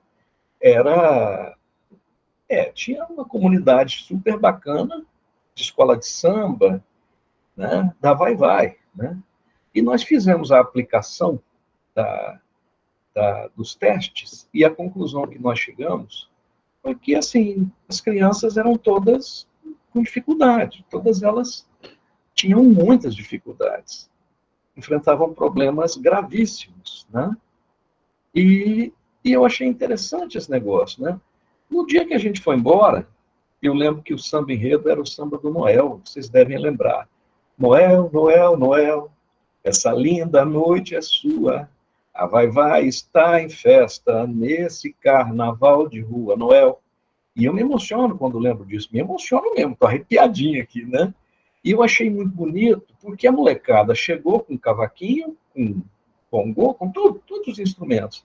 E essas crianças que foram catalogadas com dificuldades, com problemas, né, com baixa e tudo, elas cantaram o samba enredo e tocaram de uma forma tão fascinante, tão magnífica, sabe? Coisa que me parecia coisa de uma orquestra sinfônica, né? E aí nós concluímos que o errado, né? Aqui eu estou levando para o seu bem-vindo essa fala, porque, e para a Juliana também, né? Se a gente for lá e aí tentar classificar de alguma forma, nós vamos perder todas as oportunidades de relacionamento, de crescimento, de saber, né, da questão popular, da questão cultural. É um negócio muito bonito. Eu achei isso muito gostoso. Quer dizer, jogamos todo o material fora. Ou melhor, fizemos um trabalho analisando que o nosso trabalho não serviu para nada, a não ser para a gente saber a merda que nós tínhamos feito. Tá? Então foi isso. Desculpa roubar a cena aí de vocês. Acho, Luciano, foi ótima a sua contribuição. A Vanessa agora levantou a mão. Oi, gente, tudo bom? Eu queria agradecer muito a fala de todos, né, de todes, e queria compartilhar com vocês, assim, eu dou aula na rede, mas desde que a gente voltou presencial. Aliás, né, durante a pandemia toda, eu estava apresentando um quadro de ansiedade e depressão bem forte. E eu sou professora de sociologia no colegial, né, no ensino médio. A gente entrega a idade, né? Falando no colegial, no ensino médio, e dou aula de geografia para os pequenos, no Fundo 2. E eu tive que pegar uma licença, para mim é muito difícil, sabe? Admitir que eu não estou dando conta de estar com as crianças, de estar nesse momento. Eu estou conhecendo Emancipa agora, então, assim, sou de fora, gente. Só dando meu depoimento aqui. Mas eu tenho a experiência de estar cuidando, eu cuido da minha mãe e da minha avó, ambas têm demência, né? Minha mãe tem demência por alcoolismo, minha avó tem demência senil, tá com quase 90 anos. E todo esse processo de assumir o cuidado delas foi muito relacionado. Luciano, se pudesse ligar o microfone, que eu acho que tá batendo com o meu. Toda essa experiência de cuidar delas, eu divido um pouco o trabalho com a minha tia e com o meu irmão, né? Mas foi todo um processo de cuidar de quem cuida. E antes, quando eu resolvi pegar minha mãe e minha avó para morar comigo, minha mãe estava saindo da clínica por causa do tratamento do alcoolismo, minha avó estava super negligenciada em São Paulo. Eu sou de São Paulo, mas estava morando no interior já há um tempo. Foi todo um trabalho de, assim, eu procurei psicólogo, procurei psiquiatra, voltei a fazer atividade física regular, sabe? Organizei a minha vida e consegui um trabalho que conseguisse pagar as contas delas, apesar de elas também terem algum tipo de renda, né? Mas, assim, uma segurança financeira. Isso foi antes da pandemia, foi em 2018. E agora, nesse momento, 2021, eu continuo, elas moram comigo, né? A gente mudou de cidade no interior, a gente saiu de Marília e viemos para Piracicaba. Mas é muito difícil, né? E conseguir, de fato, admitir, né, que a saúde mental tem que ser uma prioridade, a gente cuidar da gente para a gente poder cuidar do outro, né? E com os alunos eu sempre tive uma relação muito de acolhimento, eu sempre falei para eles de que eu ia acolher tudo que viesse na medida do possível, mas que eles não, sabe, que se eu tivesse alguma reação violenta em relação a eles, fosse talvez a reprodução de uma violência que eu tinha sofrido, mas que eu rapidamente iria tentar corrigir essa reprodução da violência, né? E apesar de ser uma mulher branca, cheia de privilégios e que tive, né, uma vida com vários privilégios, principalmente em relação à formação. Meus pais, não sou de uma família rica, mas meus pais sempre deram muito valor à minha formação, né? Então, compartilhar com vocês essa questão da dificuldade de admitir que às vezes que a gente precisa de ajuda, né? De dar um tempo e dar um tempo sem culpa, que é muito difícil. É muito, muito difícil deixar as crianças, né? E ter que falar, agora eu preciso cuidar de mim e eu vou seguir as orientações médicas. Mas eu acho que é importante a gente saber que a gente tem que cuidar da gente e entender também a necessidade de um estado de bem-estar social mínimo, né? Para garantir que a gente possa se cuidar, para a gente poder cuidar das crianças, poder estar presente, trabalhar a revolução, construir a capacidade crítica deles de analisar a realidade, de, né, contestar essa realidade que teoricamente está posta, mas não está posta. Mas, enfim, encerro minha fala aqui, só queria contribuir, compartilhar com vocês essa questão e agradeço muito a oportunidade de estar presente aqui com vocês.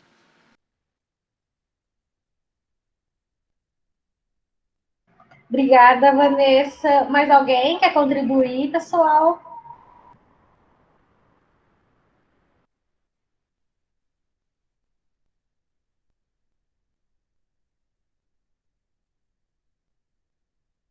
Carlos, pode falar. Oi, pessoal, estão me ouvindo?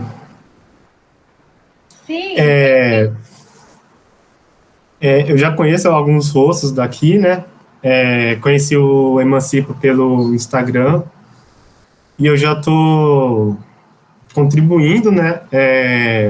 Dando aula de matemática para o pessoal do 6º ao 9º ano na favela Marte. Só que eu só pude ir apenas uma vez por conta, né, dessa questão de evasão. Da vez que eu fui, eu apenas encontrei 2 alunas. A gente teve uma aula que eu gostei bastante, mas ainda não consegui voltar lá. E eu achei que essa aula inaugural aqui do Emancipa trouxe algumas contribuições, algumas reflexões muito importantes. Eu estou ansioso para continuar contribuindo, tanto na educação básica, né, nas aulas de reforço, quanto não apenas reforço, né, quanto no cursinho, né, ano que vem. É só isso mesmo. Muito obrigado. Muito bom. Mais alguém?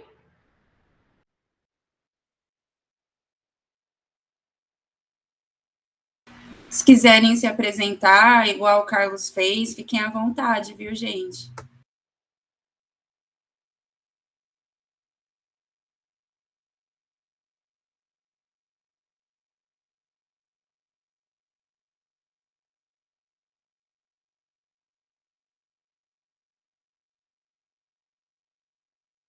Ô, Porpino, não interfere, pode falar dirigindo.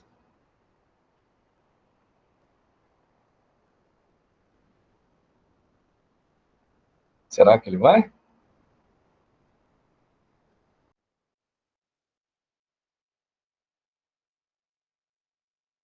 Não é bom estimular a falar dirigindo, não, Luciano.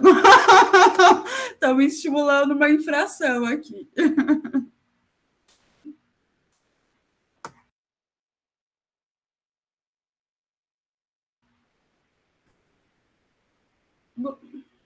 Pode, Fran, fica à vontade. Boa tarde, gente. Eu só não vou ligar a câmera que eu tô assim virada do avesso, mas é um prazer ver tantos rostinhos novos aqui contribuindo, outros que já são minhas camaradas de construção, de militância, de tantas outras frentes.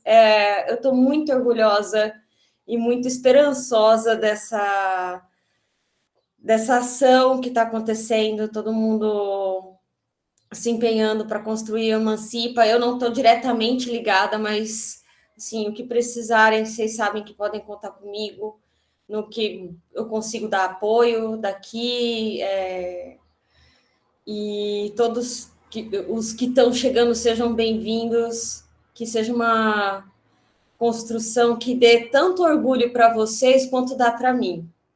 É isso.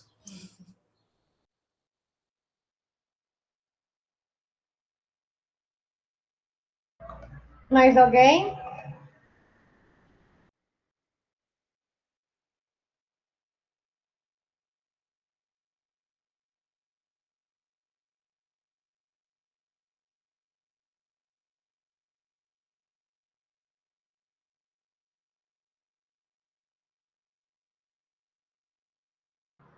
Paulo, você quer falar?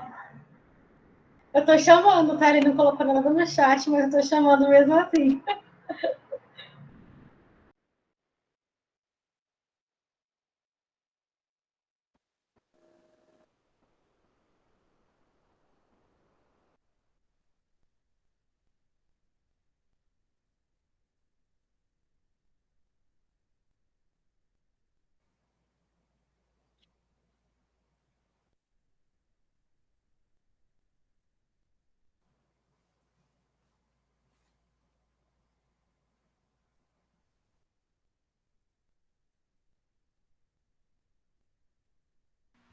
Acho que não, Bianca. Acho que pode passar para a Thali, então.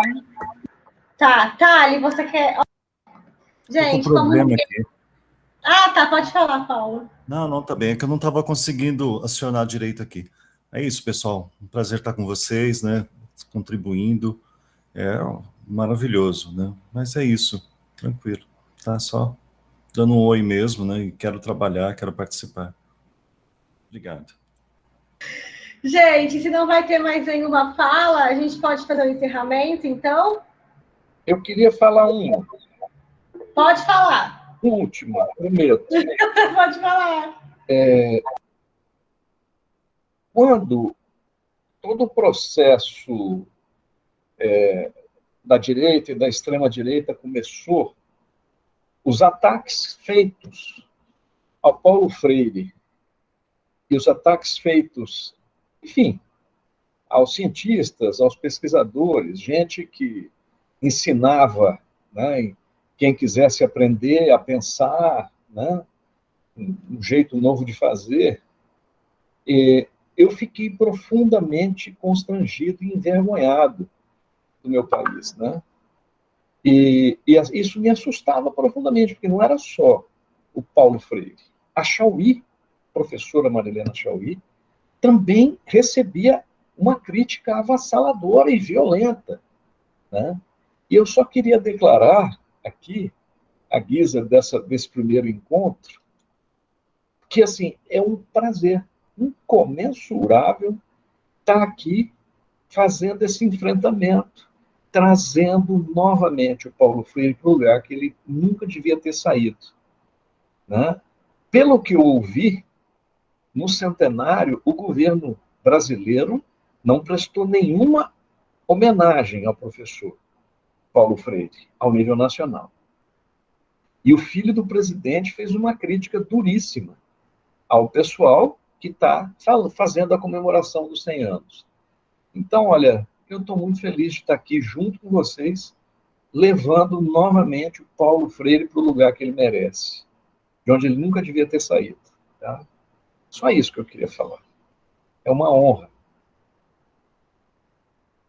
Muito bom, Luciana. Também fico muito feliz de começar essa construção.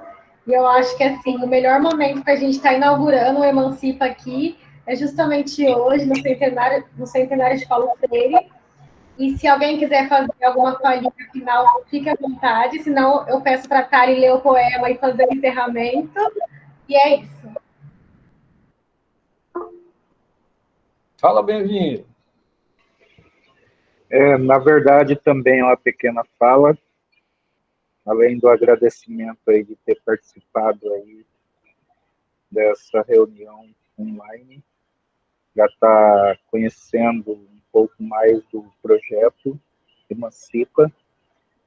Quero estar também agradecendo aí a iniciativa de estar trazendo ele para dentro da nossa ocupação, até porque é uma forma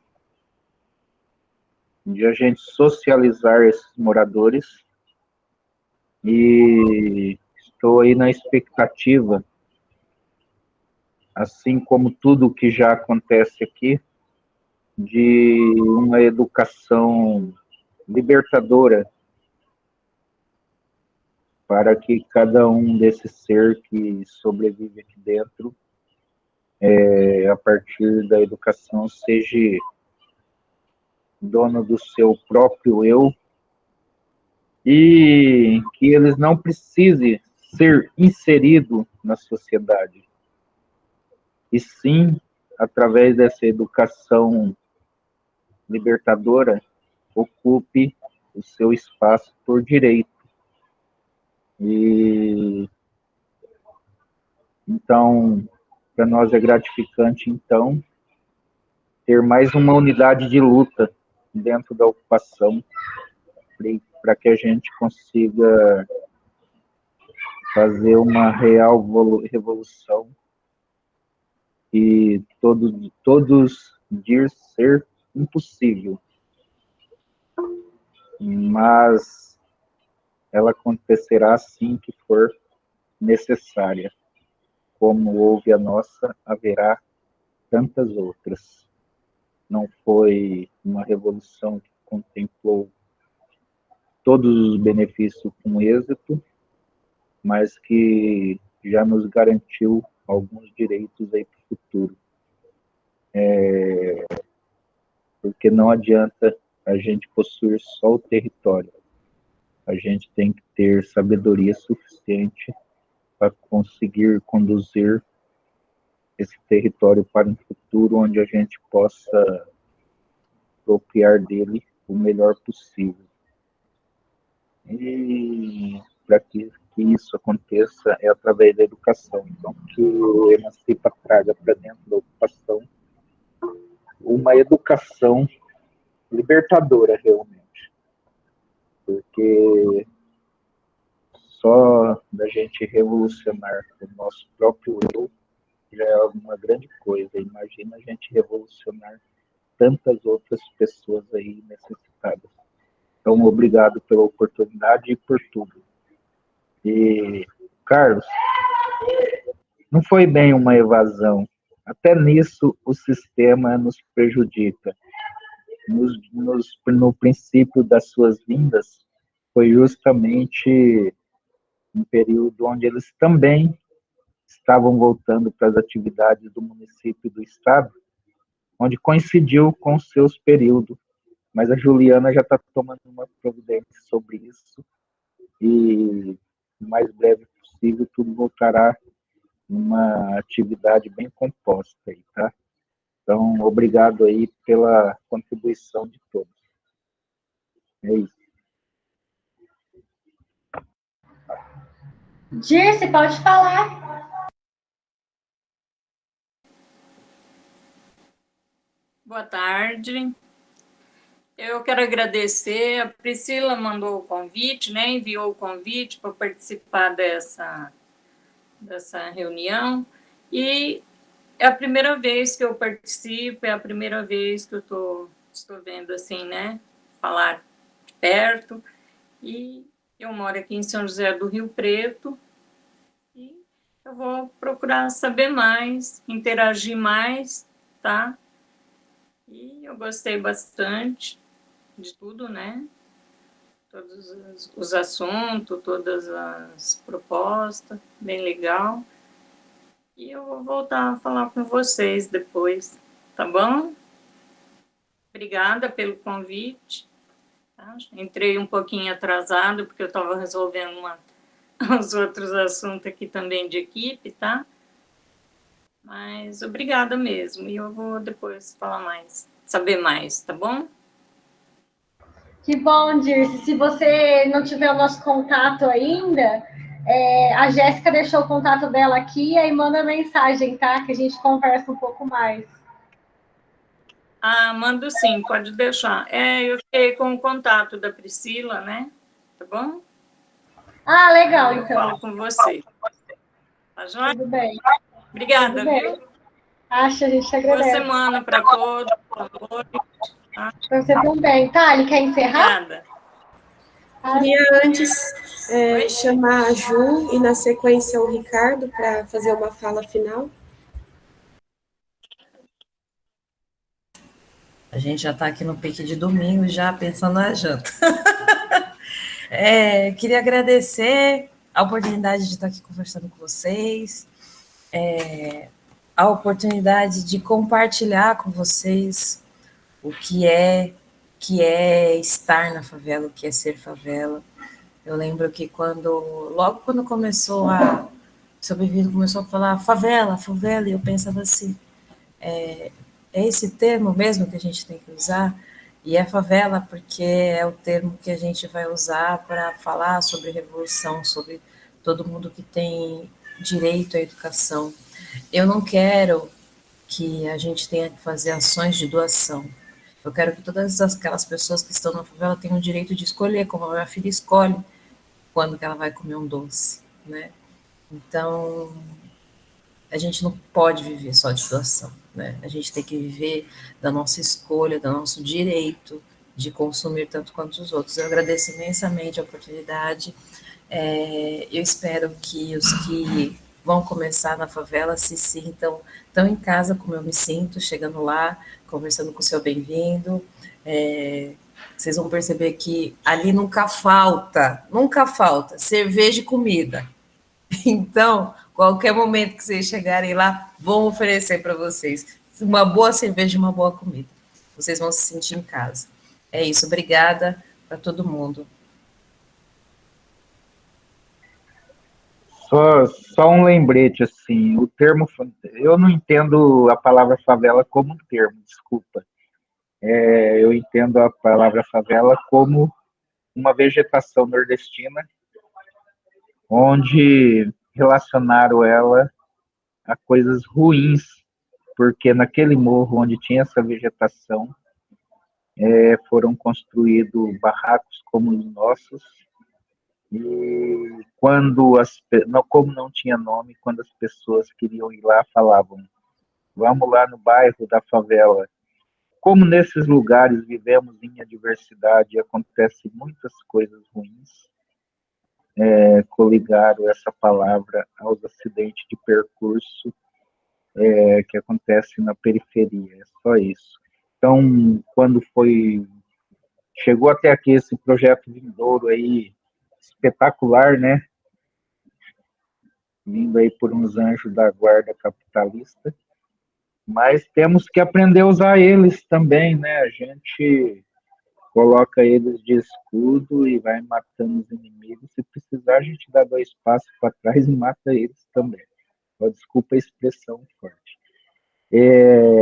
Então, é por aí. Eu fiz questão que essa palavra favela permanecesse no nosso vocabulário, para a gente tentar provar ao contrário, já que esse projeto vai acontecer somos apenas o piloto e vai acontecer em mais de 300 favelas, então que essa palavra seja resgatada para o que ela é de verdade, e não a uma assimilação de coisas tão terríveis aí, que a mídia burguesa fala várias vezes uma coisa em 10 dias, sendo que acontece até no meio aí da burguesia aí, que é, na verdade, o patrocinador dessas coisas que acontecem na periferia. Desculpa aí ter tomado mais um tempo.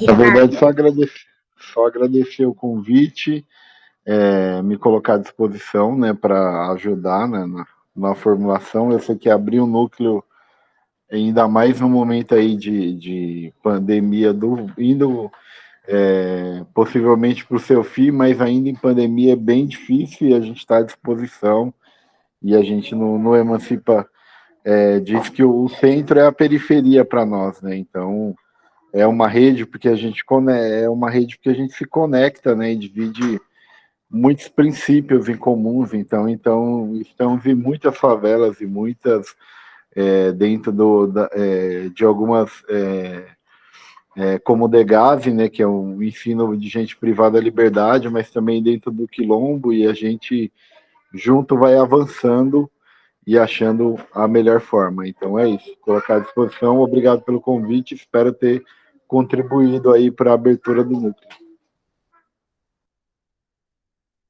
Sim, Ricardo, contribuiu muito, então, né, obrigada para a Ju, que já teve que sair, o seu bem-vindo, Ricardo, e sem mais delongas, vou fazer só a leitura de um poema que foi escrito pela Alessandra Félix, que é uma das coordenadoras populares do Emancipa e poeta, e aí logo a gente já faz o encerramento. Um minutinho só.